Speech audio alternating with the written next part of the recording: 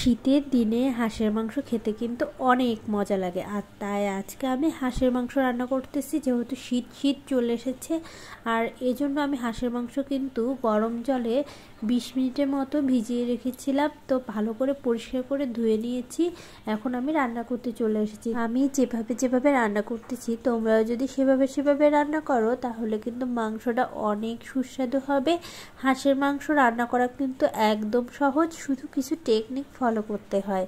হাঁসের মাংস কিন্তু রান্না করা যদি মজা হয় তাহলে কিন্তু অনেক বেশি মজা লাগে খিচুড়ির সাথে কিংবা রুটি পরোটা সব কিছুর সাথে আমার অনেক পছন্দ। হাঁসের মাংস আমার এত পছন্দ বলে বোঝানোর মতো না। আমি কিন্তু হলুদ গুঁড়া, ধনিয়া গুঁড়া, লবণ দিয়ে ভালো করে মশলাটা কষিয়ে নিচ্ছি। আর ব্লেন্ডারে আমি একবারে রসুন, একটা পেঁয়াজ আর 6টা শুকনো মরিচ ব্লেন্ডার করে নিয়েছি। আর এখন দিয়ে দিলাম আদা বাটা আর জিরা বাটা। এটা দিয়ে এখন মশলাটা ভালোভাবে কষিয়ে নিব। আর আরেকটু লবণ দিয়ে দিচ্ছি। যেহেতু হাঁসের মাংস আমার একটা হাঁস আমি পুরোটাই রান্না করতেছি, হাঁসটা কিন্তু বেশি বড় না, মাঝারি সাইজের। আমি মাংসগুলো ভালো করে ধুয়ে পরিষ্কার করে নিয়েছিলাম। এখন মাখিয়ে নিচ্ছি মশলার সাথে, দিয়ে আস্তে আস্তে একটু করে জল দিব আর কষাবো। তবে বেশি জল দেওয়া যাবে না কিন্তু, তাহলে টেস্ট পাওয়া যাবে না। হাঁসের মাংস যত কষানো যাবে তত বেশি মজা লাগবে। আমার কাছে মনে হলো হলুদটা একটু কম হয়ে গেছে, আমি আর একটু হলুদ দিয়ে দিলাম। এজন্যে হাঁসের মাংস খেতে এত সুস্বাদু লাগে, আমি এটা কখনোই আগে খাইনি। তবে বিয়ের পর অনেক বেশি পছন্দ হয়ে গেছে। পুটুলির বাবার পছন্দ, আর ওকে রান্না করে দিতে দিতে আমারও অনেক পছন্দের হয়ে গেছে। আর মাংস যত ভালো কষানো হবে, হাঁসের মাংসের টেস্টটাও কিন্তু অনেক বেশি মজা হবে। আমি এখন একটা আলু কেটে দিয়ে দিলাম।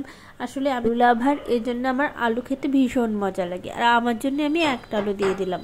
হাঁসের মাংস কষানো দেখেই তো তোমরা বুঝতে পারছো যে অনেক সুস্বাদু হবে। আর রান্নাটা কিন্তু সত্যি অনেক সুস্বাদু হয়ে গেছিলো। আমার কিন্তু কষানো হয়ে গেছে, আমি কিন্তু অনেক সময় নিয়ে অনেক সুন্দর করে কষিয়েছি। এখন আমি এর ভেতর জল দিয়ে দেব, তবে বেশি জল দিব না, কারণ আমি হাঁসের মাংসটা প্রেসার কুকারে 3 থেকে 4টা সিটি দিয়ে নেব, যার জন্য বেশি জল দিব না। এই দেখো আমি অল্প পরিমাণেই জল দিয়েছি, বেশি জল দেইনি। কিছু সময় জাল দিয়ে প্রেসার কুকারে দিয়ে একটু গরম মশলা দিয়ে আমি নামিয়ে নিয়েছি।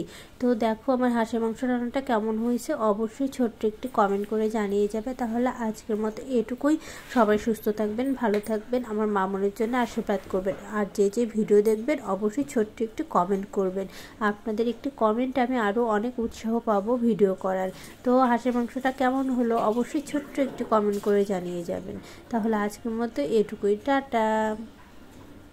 এখন গরম ভাতের সাথে হাঁসের মাংস দিয়ে খাবো, সেই মজা।